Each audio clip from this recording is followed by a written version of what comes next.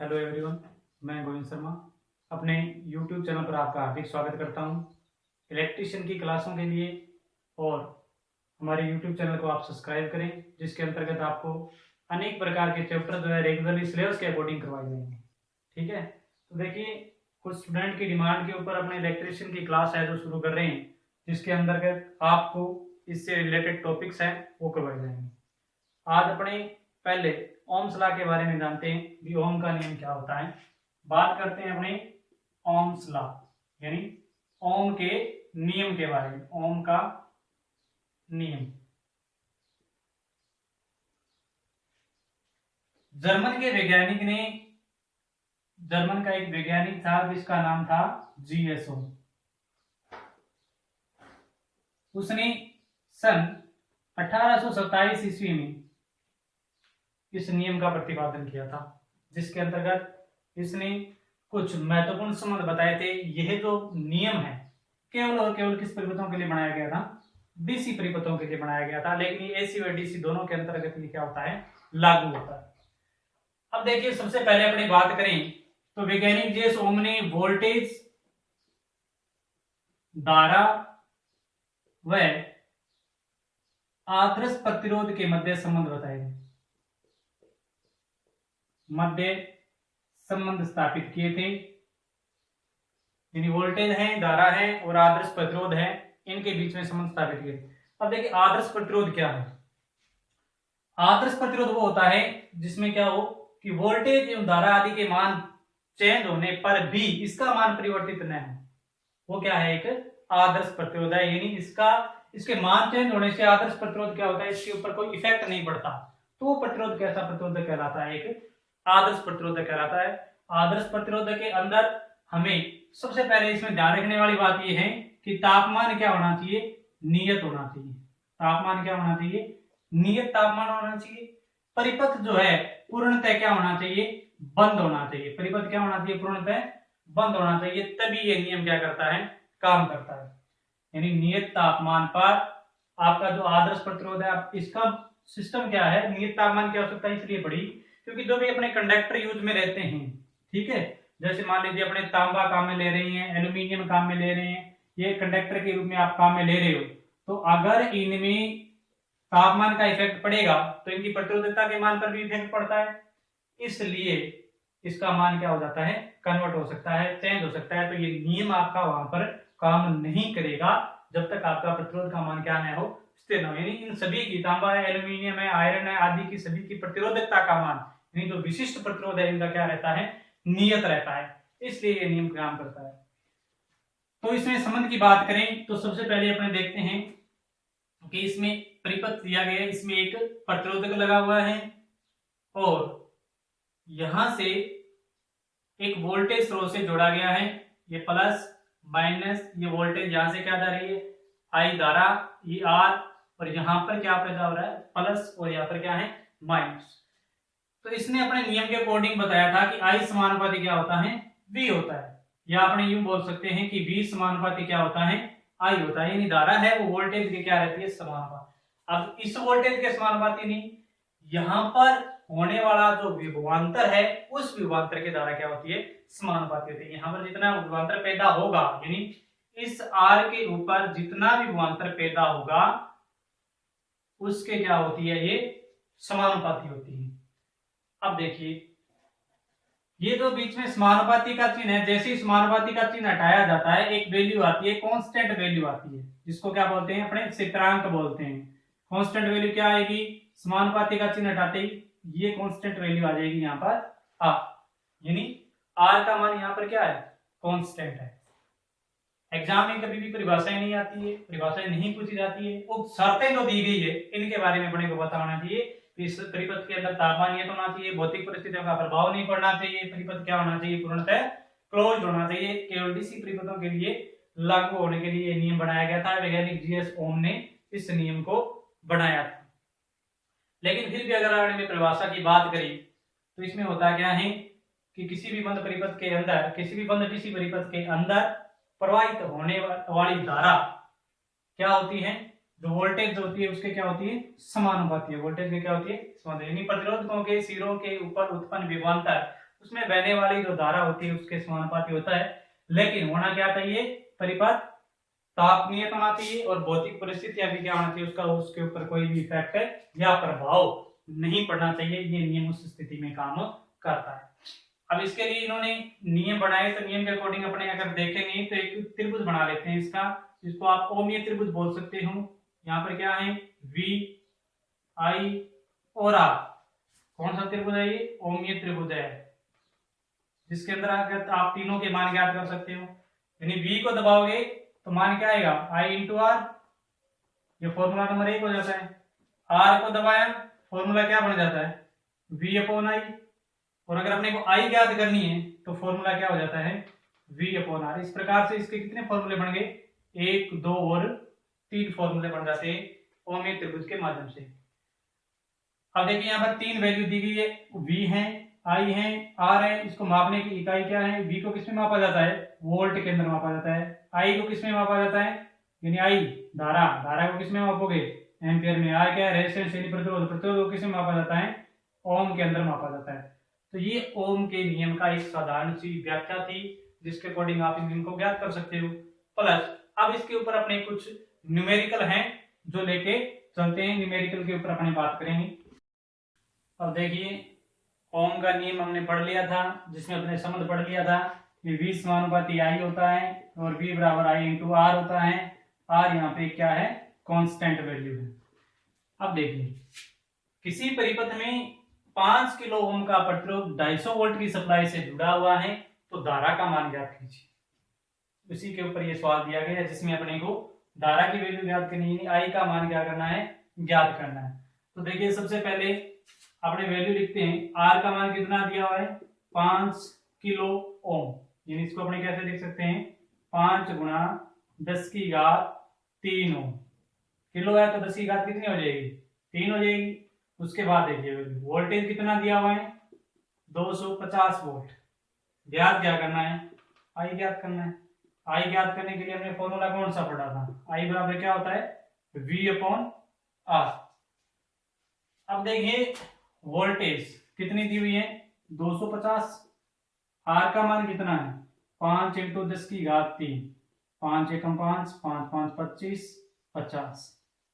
मान क्या आया, 50 बटे 10 की घात 3। अब इस 10 की घात 3 को कहां पे ले जाएंगे, ऊपर लेके चलेंगे।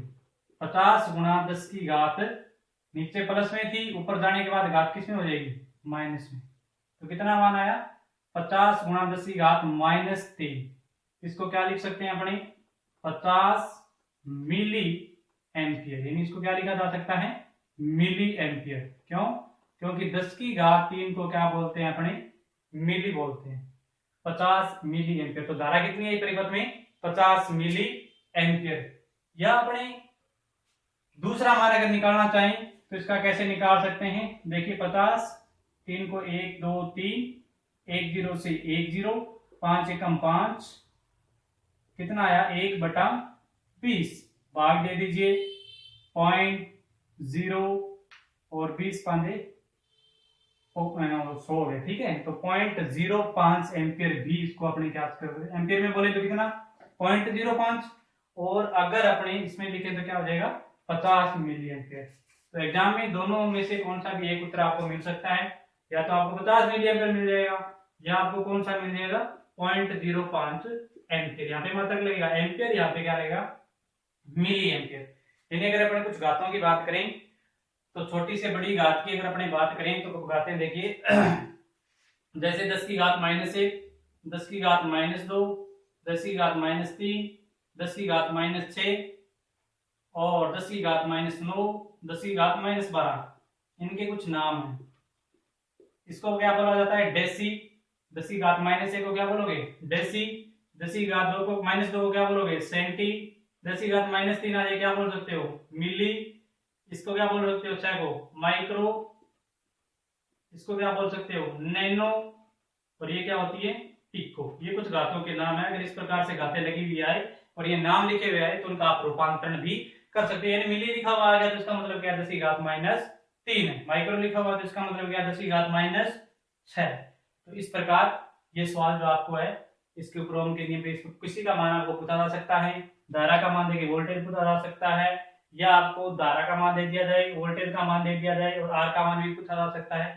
तो तीनों प्रकार के इसमें जो सवाल है आप हल कर सकते हो, मान आप इसके निकाल सकते हो। ठीक है, अब देखिए इसके बाद सर्किट में अपने बात करें तो जो आपका प्रतिरोधक जुड़ा हुआ है, हमने इस प्रकार से कुछ प्रतिरोधक बनाया था, प्रतिरोधक जोड़ के भी देखा था। ये एक आपका रेजिस्टर लगा हुआ है, प्लस ये यहाँ पे किसी डीसी स्रोत से जुड़ा हुआ है, प्लस माइनस यहाँ से आई जा रही है, ये वोल्टेज है, ये आपका आर है। जब यहाँ पर किसी भी मान का प्रतिरोधक लगा हुआ है तो सीधी सी बात है पावर खपत करेगा। यानी अभी तो अपने धारा का मान ज्ञात किया था, वोल्टेज वगैरह ज्ञात की थी, तो ये जो प्रतिरोधक लगा हुआ है ये क्या खपत करता है, पावर को भी खपत करने का काम करता है। ठीक है, अब देखिए इससे रिलेटेड, तो अब देखिए यानी पावर खपत करेगा तो शक्ति ज्ञात कैसे की जाती है। इसके लिए अपन एक त्रिभुज बनाते हैं जिसको क्या कहा जाता है, शक्ति त्रिभुज। शक्ति त्रिभुज के अंदर पावर है आई और क्या है वी, और एक अपने कौन सा त्रिभुज पढ़ा था, ओमीय त्रिभुज। ये देखिए यहां पर क्या है वी आई और क्या दिया गया आर। ये आपका शक्ति त्रिभुज है, ये आपका ओमीय त्रिभुज है। अब इसमें क्या होता है, तीन फॉर्मूले इसके पढ़े थे, इसी प्रकार तीन फॉर्मूले इसके अपने पढ़े हैं। देखिए तीन इसके कौन कौन से फॉर्मूले पढ़े थे उसको लिख लेते हैं। V को दबाया I इंटू आर, I बराबर क्या होता है V अपॉन आर, और R का मान ज्ञात करना हो तो क्या हो जाएगा V upon I. Formula number 1, 2 और 3।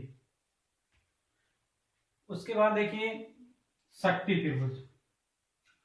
शक्ति त्रिभुज में P को दबाते हैं, जैसे अपने को जो वैल्यू ज्ञात करनी है, किसकी वैल्यू ज्ञात करनी है, अब देखिए P बराबर V इंटू आई, फॉर्मूला नंबर 4।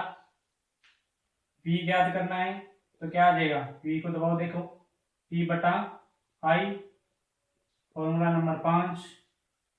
अब अपने को क्या ज्ञात करना है, आई, तो आई को दबाइए, P बटा V, कितने फॉर्मूले हो गए 6 फॉर्मूले अपने को पता है। अब अपने क्या करते हैं, इस शक्ति त्रिभुज की सहायता से कुल 6 फॉर्मूले और बनाने हैं, यानी इनके टोटल 12 फॉर्मूले हैं जो आपको हर तरीके से हर प्रकार के सवाल करने में लाभदायक होंगे। देखिए पहला समीकरण, देखिए अपने समीकरण नंबर 4 उठाते हैं, यानी जो समीकरण नंबर आपकी 4 है इसमें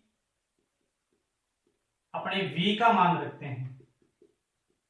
V का मान रखने पर यानी समीकरण नंबर 4 क्या है, V इंटू आई, और V बराबर मान क्या होता है I इंटू आर, तो V का मान क्या रखेंगे I इंटू आर। एक आई यहाँ पर है अपने पास, फॉर्मूला क्या बन गया P बराबर I गुणा आई, आई की स्क्वायर, यानी गुणा में घातें जुड़ जाती है, ये फॉर्मूला हो गया। एक फॉर्मूला क्या है अपने पास P का, P बराबर आई स्क्वायर आर, फॉर्मूला नंबर कितना हो गया 7। अब इसी से अपने फॉर्मूला और भी बना सकते हैं। देखिए अब अपने को I का मान ज्ञात करना है, तो ये R जो इसके बटे में आ जाएगा, यानी I की स्क्वायर बराबर क्या हो जाएगा P बटा में R।